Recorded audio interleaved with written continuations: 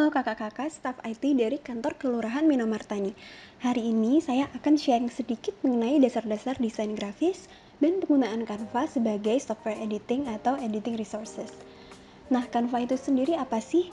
Saya rasa di sini kakak-kakak mungkin familiar ya. Canva adalah website editing yang dapat digunakan untuk editing foto, video, presentasi, dan banyak lainnya. Video ini juga saya buat menggunakan Canva. Di tampilan depan Canva ada berbagai pilihan templates, dari template post Instagram, video, hingga status WhatsApp.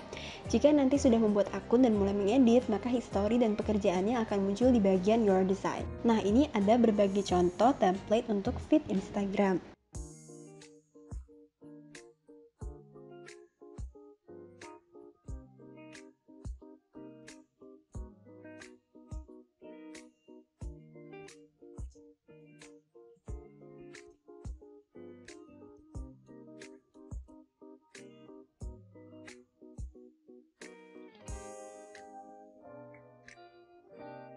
Selain menggunakan template, kakak juga dapat membuat desain dari nol.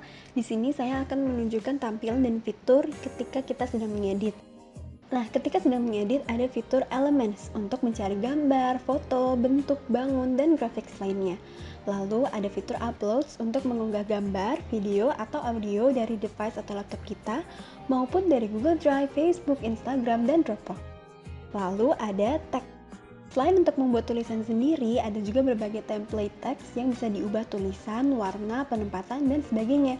Ini bisa dimanfaatkan agar kita tidak perlu lagi memilih font.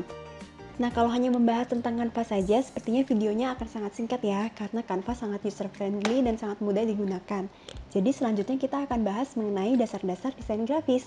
Yang pertama kita akan membahas mengenai garis, bentuk, dan bangun. Seperti yang kita ketahui, garis membentuk bentuk atau shapes dan juga bangun atau form, serta dapat digunakan pada desain grafis juga. Begitu juga bentuk. Bentuk adalah area dua dimensional dengan batasan yang jelas. Bentuk sendiri dibagi ke dalam dua jenis, yaitu bentuk geometris, seperti persegi, segitiga, bintang, dan sebagainya, dan juga bentuk organik yang memiliki bentuk yang lebih bebas. Bentuk dan garis dapat digunakan untuk memisahkan konten, membuat ilustrasi sederhana, dan juga dapat digunakan untuk mendekorasi. Nah, selanjutnya kita akan membahas bangun atau form. Bangun atau form dapat dibuat secara nyata, yaitu dengan adanya bangun ruang atau dengan ilusi, seperti memberikan bayangan. Bangun dapat digunakan untuk membuat ilusi layers atau lapisan dan membuat objek tampak lebih realistis. Yang kedua, kita akan membahas mengenai typography. Nah, pertama-tama kita akan melihat-lihat jenis-jenis dari font. Yang pertama ada serif dengan ciri khas yang ada semacam kakinya itu ya, yang ada di lingkaran. Font ini tampak klasik dan sering ada di koran atau majalah. Font yang kedua adalah sans serif yang tampak lebih sederhana, tanpa tambahan garis karena sans berarti tanpa.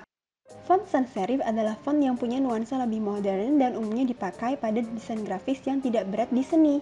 Misalnya, poster, presentasi, video subtitles, dan sebagainya karena mudah dibaca. Selanjutnya adalah font stylistik.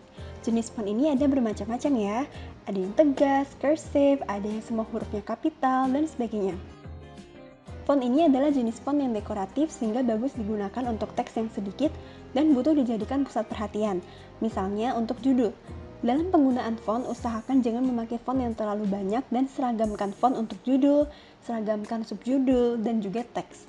Pemilihan font yang mudah adalah dengan memilih font yang kontras. Misalnya pemilihan font yang tebal dengan font yang tipis, kemudian pemilihan font serif dengan sans serif, memilih font dekoratif dipasangkan dengan font yang lebih simple, tinggi dan rendah, dan sebagainya. Nah, bagian selanjutnya adalah warna. Ada beberapa istilah yang perlu diketahui tentang warna di desain grafis, yaitu hue, saturasi, dan value. Hue adalah nama lain dari warna. Jadi misalnya turquoise itu adalah hue. Nah, selanjutnya adalah saturasi atau saturation, yang berarti intensitas warna. Ini akan menentukan apakah warnanya akan subtle atau tidak terlalu kentara atau akan mencolok. Di situ saya memberikan contoh warna-warna dengan low saturation hingga high saturation.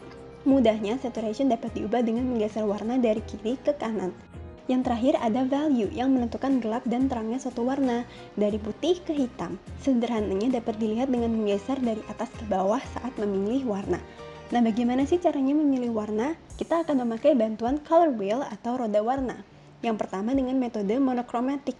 Kita tinggal memilih satu hue, lalu tinggal membedakan saturasi dan value dari antara satu warna dengan warna yang lain. Dengan metode ini dijamin warnanya akan cocok.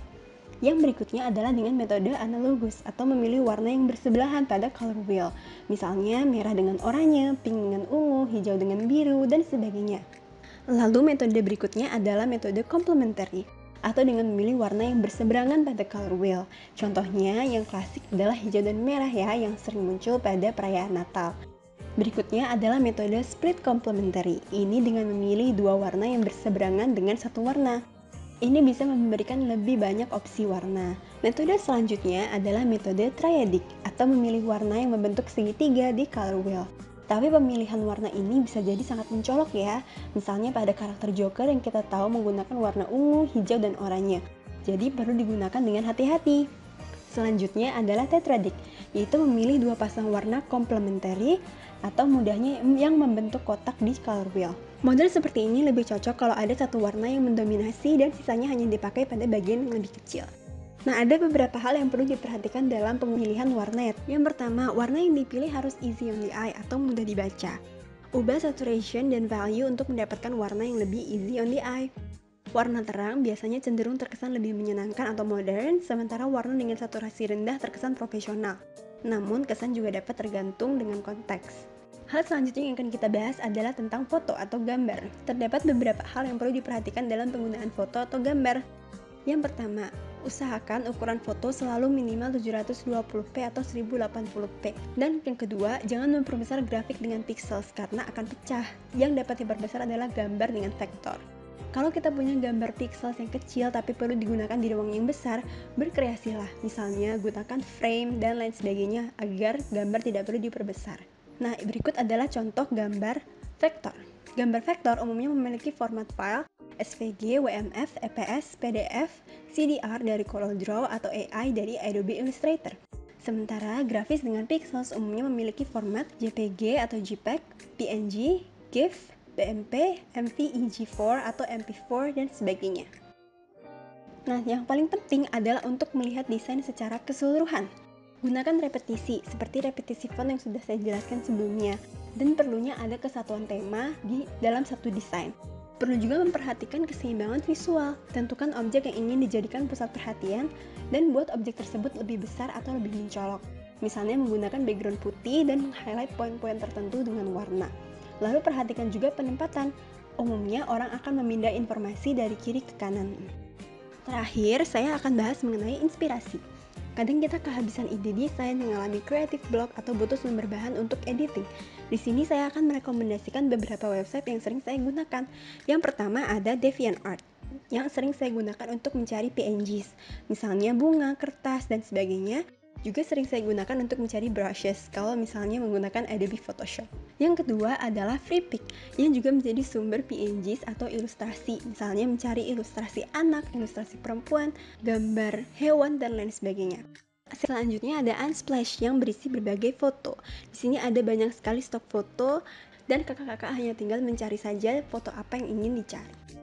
Nah, selanjutnya adalah Pinterest. Pinterest adalah sumber untuk mencari inspirasi, misalnya dengan mencari infografik, poster layout, dan lain sebagainya. Selanjutnya adalah Color Hunt.